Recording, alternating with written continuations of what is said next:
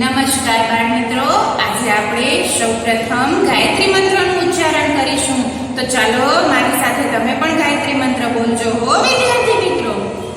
ઓમ ભૂર્ભુવસ્વઃ તસ્ય વિતુર્વરેણ્યં ભર્ગો દેવસ્ય ધીમહિ ધિયો યો નઃ પ્રચોદયાત.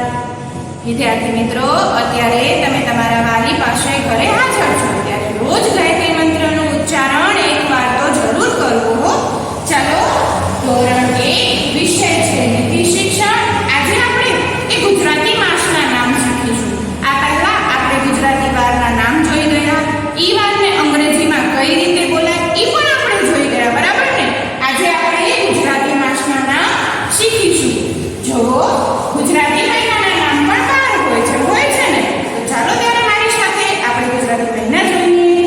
સૌપ્રથમ કારતક. બરાબર, સૌપ્રથમ ગુજરાતી મહિનો કયો આવશે? કારતક. ત્યારબાદ આવશે માગશર.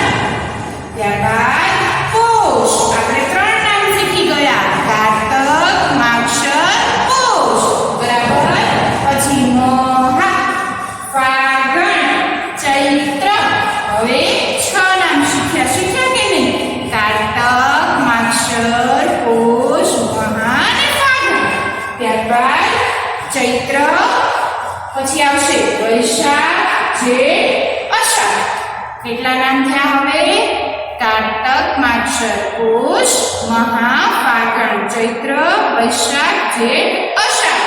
ત્યારબાદ શ્રાવણ, ભાદરવો અને આસો. આ આપણા ગુજરાતી 12 મહિનાના નામ છે. બરાબર વિદ્યાર્થી મિત્રો, એકવાર ફરીથી હું બારે-બાર નામ બોલી જાઉં છું. આ 12 નામ તમે તમારા વાલી પાસે રોજ 2-2 વાર બોલજો. બરાબર વિદ્યાર્થી મિત્રો. સૌપ્રથમ કારતક, માગશર, પોષ, મહા, ફાગણ, ચૈત્ર, વૈશાખ, જેઠ, અષાઢ, શ્રાવણ, ભાદરવો અને આસો. બરાબર વિદ્યાર્થી મિત્રો, આગળ આપણે હવે